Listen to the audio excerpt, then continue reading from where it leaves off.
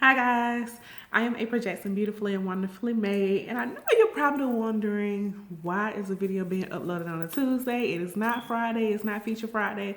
Well, I decided to start doing a Tip Tuesday, and what Tip Tuesday is me basically giving tips for just regular, like if you're looking for a job or just regular normal stuff. So I understand that Millennial Aspiration is mainly focused on millennial entrepreneurs, but there are millennials out there that are not entrepreneurs. There are millennials that are still working a nine to five that are trying to build their business and be entrepreneurs. Like me, myself, I still work a 9 to 5 and I'm trying to build a business on the side as well. There are some millennials that have no interest in being an entrepreneur. They just, maybe they need tips on how to write a resume or how to fill out a job application or, just basics, normal day-to-day things. So I decided to do Tip Tuesday for that reason. So today for Tip Tuesday, I want to give 6 tips of what you can do with your income tax return. These are just my opinion, so it's not set in stone saying this is what you have to do with your income taxes. This is just my opinion of 6 things that you can do with your income taxes. And the first thing is pay your tithes. Pay your 10% of tithes for church. I do believe in God. If you watch my previous videos, you know I believe in God. You know I believe in Jehovah God, Jesus Christ. You know I believe in the Holy Bible. So in the Bible it tells you you're supposed to pay 10% of your earnings to God, to church. So I believe in that. I pay 10% out of my paychecks. I pay 10% out of my income tax. Any other kind of money I make through my businesses, I always pay my 10% of tithes to church. So I feel like number one, you should pay your tithes to God. That's my number one thing. Number two, start an emergency fund. If you don't already have an emergency fund, you should start an emergency fund. Things happen. Your washing machine may break. Something on your car may tear up. Well, if you have that emergency fund, then you have that money put into a savings only for emergency purposes that you can use. You won't have to be trying to stress, trying to figure out how do I pay this or how do I pay that? Because a lot of people live paycheck to paycheck, and so you have to wonder, like, if something breaks, it's like a catastrophe when it comes to your income because you just don't have the extra money to pay for it. Your battery might go out on your car, and somebody who makes more money may be like, oh, I can go pay that $150 for a new battery with no problem. But somebody who lives paycheck to paycheck may not have the extra money to go and pay that $150. So where it may be something as simple as a battery, it can turn into 3 months before you be able to get it because you don't have the extra money. Well, if you have an emergency savings account, then you'll have that extra money put to the side just for emergencies. And I was looking up to see how much you should put to the side. I know Dave Ramsey. If you haven't heard of Dave Ramsey, he is phenomenal. He is all about finances and teach you how to become wealthy. I've read his books, listened to his YouTube videos, but one of his things he said put $1,000 in emergency savings account.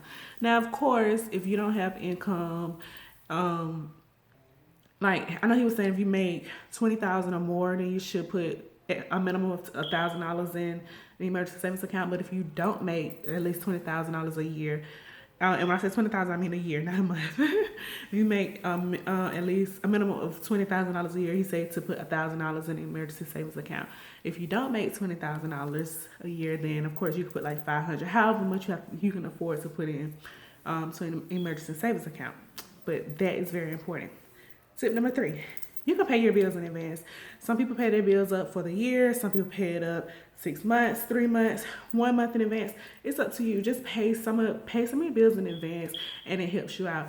Again, this is something that I have done in the past year after year. I've paid bills up in advance when I get my tax return. I pay my tithes. I put some money in savings, and I pay some of my bills up in advance. Like last year, 2018, with my income tax return, I paid my rent. I only did my rent because my rent is like up there. So I paid my rent up for 5 months. The year before, I paid my rent. I mainly pay my rent up because that's my largest bill. I still work, so I have that income coming in to pay the other bills. But it's up to you what you want to do. You can pay your bills up for a year, 6 months, 3 months, 1 month, whatever you decide. If you don't want to pay your rent up, that's fine. You might have a car note. You may have your cable bill. It doesn't have to be anything major. It's up to you what you want to do. But I would advise to pay some of your bills in advance, even if it's only 1 month in advance. At least you know if something was to happen, like if for some reason you don't do the emergency fund. Well, if something happens, then you know, okay, well, my rent, my bills are paid this month. So I can use the money that I would normally use to pay my bills this month to get whatever done for the emergency. Just gotta think. All right, number 4, you can pay off high interest debt. High interest debt. So that's like your credit cards, if you have like payday loans, any kind of loans, any kind of advances, you pay those things off. Income tax is you getting the lump sum of money. I know some people don't get the lump sum, but several people do get lump sums of money. So you get a lump sum of money that you don't normally have during the year. So I advise with your income tax money to do things that you can't normally do with your paycheck. If you can't normally do it with your paycheck, that's what you do with your income tax return. Number 5, start a savings account.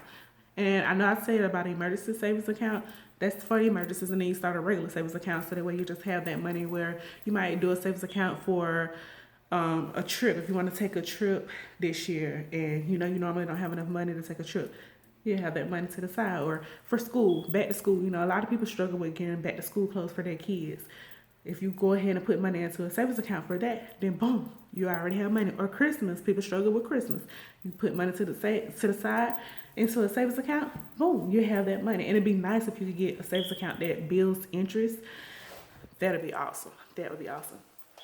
And last but not least, which is number 6, spending on something that you need. So you might need a dryer, or maybe you need a new car. When I say new car, I mean a new to you car. Because if you listen to Dave Ramsey, he always tell you do not finance a car.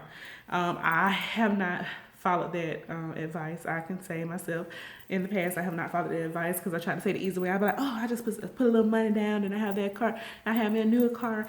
Well, there's pros and cons to it. You get a newer car, but you still got to pay that money every month. And if you live in paycheck to paycheck like I have been doing, then that's a struggle trying to pay all your bills. If you have children, trying to take care of your children, take care of their needs. You got to put food in your house. You still got a car note to pay, still have car insurance and all your other bills that you have to pay. Or you can just buy a car cash. You don't have to worry about that. But it's up to you. You know, at the end of the day, everything is up to you. But buy something for yourself. Buy something for yourself. You deserve it. So again, let's do a recap. Number 1, pay your tithes for church at least 10%. So if you want to know what 10% is, let's say if you get $5,000 back on your income tax return, 10% of $5,000 is $500 that you would pay to your church. I know some churches, like my church, they do. You can pay through Cash App. Some have online, online services where you can pay through them. You can just go and drop the tithes off at a church if you don't have a church home. But put God first. God take care of you each day. Number 2, starting an emergency fund. Like I said, if you make $20,000 or more, a minimum of $1,000. If you make less than $20,000 a year, like around $500 or whatever you can afford to put into an emergency savings account. Number 3, pay your bills in advance. You can pay it a year in advance, 6 months, 3 months, 1 month, whatever you want to do. It's up to you. Number 4, pay off high interest debt. That's like the credit cards, payday loans, anything that has high interest on it. Pay some of that debt off because you got to try to build that credit score. Number 5, start a savings account. So you can do a regular savings account where you're just saving money, or you can have a savings account specific for maybe like a vacation or Christmas or back to school, or even if it's just for groceries for later on during the year. And number 6, spend it on something that you need. You may need some new clothes. You may need a new car. You may need a washing machine, a dryer, whatever you need. Spend on something that you need. At the end of the day, it's your tax money. You do what you want to do with it. I just say be wise about what you do with it, because like I said, it's once a year. You get that lump sum of money. With your tax money, you should do things that you can't do with your regular paychecks. Well, as always, thank you for watching my videos. If you like this video, please hit that like button. If you're not subscribed to my channel, please subscribe. Hit the subscribe button and hit the notification bell to get a notification for each time I post a new video. And I'll see you all next Tuesday for Tip Tuesday. Thank you. Bye-bye.